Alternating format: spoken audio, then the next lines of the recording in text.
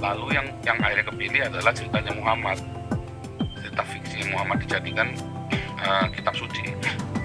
Wah, dan mereka kemudian merajalela, siapa yang nggak percaya dengan kitab ini dibunuh. Wah, ini karena Eropa pernah mengalami, jangan bilang saya menista Islam, Kristen pun pernah melakukan hal yang sama. Yaman, ya itu dulu Kristen Pak, kerajaan di Irak itu Kristen dulu. Kenapa bisa jatuh ke tangan Islam?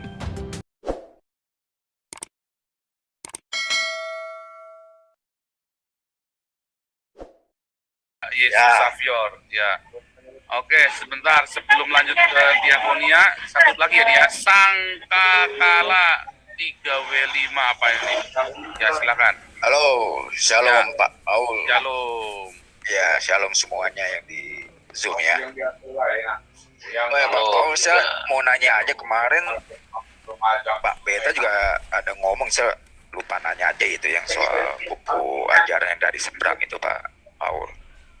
Itu kan mungkin para pemuka sebagian udah pada tahu ya Pak Paul isinya itu ya. Ya.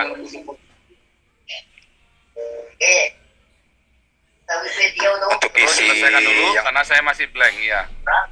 Halo, itu apa? Mungkin kalau untuk para pemuka agama mungkin sebenarnya udah tahu isi ajaran yang di buku itu ya Pak ya? Tahu. Halo? Tahu. Tahu ya. Berarti kalau gitu suatu saat bisa digugat dong Pak Paul itu.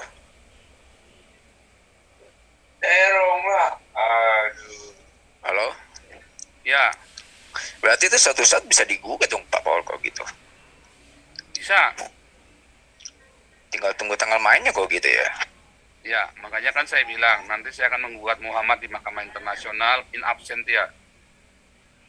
Oh iya, berarti rata-rata para pemuka udah tahu deh ya isinya ya, berarti ya begitu ya. Cuma kan masalahnya begini, agama Islam ini kan memang di set up oleh Muhammad ini dari awal ya, adalah untuk kekuasaan. Mengapa? Karena ketika orang ya baca bukunya Karen Armstrong menyajikan, dia tulis lain, tapi saya menangkapnya berbeda ya, saya menganalisa dalam politis ya. Karen Armstrong dalam bukunya Mencari Tuhan kalau nggak salah ya, dia ceritanya dia di Gramedia ada punya Karen Armstrong itu ya. Jadi beliau ngomong begini, orang-orang Quraisy ini dia pergi ya ke Syria ini kan, yang lihat orang-orang Yahudi punya sejarah yang luar biasa sekali, orang Kristen punya sejarah yang luar biasa sekali. Orang Yahudi pernah menjadi bangsa yang kuat, orang Kristen pernah menjadi bangsa yang kuat. Orang Yahudi, rahasianya orang Yahudi adalah mereka punya satu Tuhan, satu nabi, dan satu kitab. Orang Kristen juga dianggap punya satu Tuhan, satu nabi, yaitu Nabi Yesus katanya mereka kan, dan satu kitab. Maka Islam dibuat seperti itu dan ditempelkan dengan, karena memang Yudaisme dulu, Yudaisme kan lahir di Babel, tetapi sebelum pembuangan ke Babel, agama itu adalah politis memang. Nah, kan hukum Taurat itu kan hukum positif, undang-undang dasar dan konstitusinya yang dipakai oleh orang Israel zamannya Musa sampai dengan zamannya Salomo, bahkan sampai dengan zamannya Ezra Nehemia. Ezra Nehemia mulai beralih ya, udah enggak ya. Tapi terakhir itu dimulai, bahkan Daniel, Sadrak, Mesak, Abednego pun menjadi petinggi di Babel dan mereka mengajarkan Torah itu sebagai hukum positif sehingga seluruh dunia mengenal Torah. Nah, kemudian Islam pengen ikut itu seperti mereka, karena Kristen juga sama. Kristen menjadi kuat sekali dan dijadikan agama negara oleh Konstantinopel kan. Zaman Konstantinopel itu jadikan agama negara dan merajalela ke seluruh dunia. Nah, kemudian orang-orang Quraisy ingin membuat seperti itu, maka diciptakanlah seorang tokoh bernama Muhammad. Kalau lihat ceritanya, tokohnya kan Muhammad itu kan kayak Sinbad, Alibaba, Abu Nawas, kan sama kan ceritanya itu kan. Itu satu zaman tuh keluarnya tuh Sinbad, Abu Nawas, Alibaba, Aladin, sama tuh. Lalu yang akhirnya kepilih adalah ceritanya Muhammad, cerita fiksi Muhammad dijadikan kitab suci. Wah, dan mereka kemudian merajalela, siapa yang nggak percaya dengan kitab ini dibunuh. Dan itu dipakai untuk nakut-nakutin. Karena agama itu memang dipakai untuk nakut-nakutin. Agama itu dipakai untuk nakut-nakutin.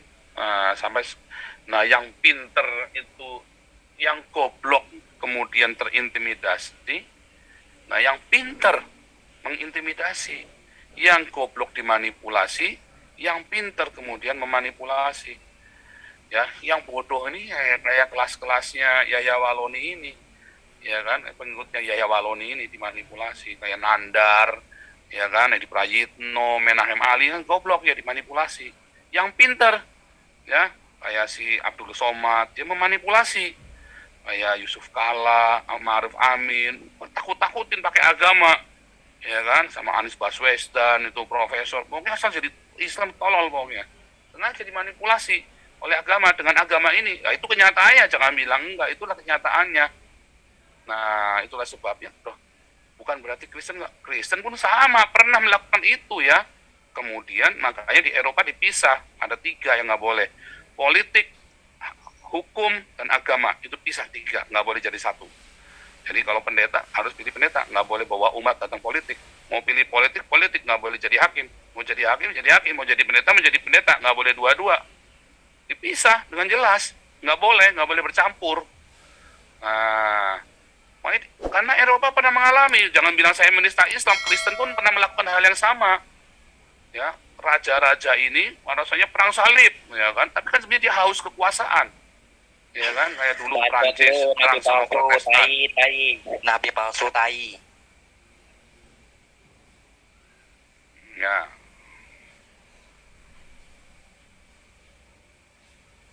Kalau belum saatnya ngomong, jangan ngomong. Ya, jadi itulah kenyataannya, ya. Itulah kenyataan yang terjadi, bahwa agama itu, semua agama itu bisa dimanipulasi. Makanya harus lepaskan agama dari politik. Masalahnya Islam nggak bisa. Yesus sudah jelas berkata, kerajaanku bukan dari dunia ini. Artinya memang nggak boleh masuk dalam ranah politik praktis, itu nggak boleh. Tetapi Islam memang didesain untuk politik. Itu ceritanya, gitu ya Pak. Iya, saya kok dilihat dari yang sejarah Konstantinopel itu mengerikan juga itu ya, waktu yang kejatuhannya itu ya Pak ya. Yang sejarah Konstantinopel itu loh, yang kejatuhannya gitu loh, mengerikan juga gitu loh. Dalam hal seperti apa misalnya? Ya waktu yang pasukan apa? Yang Turki ya kalau nggak salah itu ya, Ottoman itu ya, yang kejatuhannya itu ya. Ya itu kan baru habis itu yang Konstantinopel itu ya. Ya, nanti saya jawab. Nih Pak Tri Setiawan, Pak Paul tolong minta nomor rekeningnya, saya mau ikut menabur. Pak Tri Setiawan, nomor rekeningnya ada di layar YouTube Anda. Ya, BCA 4500660088, Yayasan Damaris Pancasila Indonesia, ya. 4500660048, Yayasan Damaris Indonesia, ya. Nah, oke, tadi balik lagi tadi. Kenapa Konstantin bisa kalah? Seharusnya nggak bisa kalah. Tapi lihat ya, Andalusia, Bizantin, terus kerajaan Yaman, ya itu dulu Kristen Pak. Kerajaan di Irak itu Kristen dulu. Kenapa bisa jatuh ke tangan Islam? Karena gereja korup, mirip Gilbert. Kayak romo-romonya, uskup-uskupnya kaya raya Pak, kayak Gilbert, kayak Niko begitu Pak, kayak Philip Antova.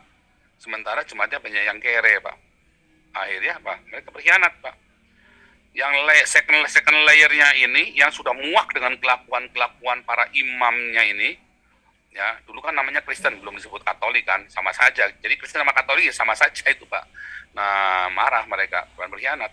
Nah, saya bilang, Islam adalah sebuah kutukan ketika gereja tidak melakukan tugasnya bermarturiat dan berdiakonia.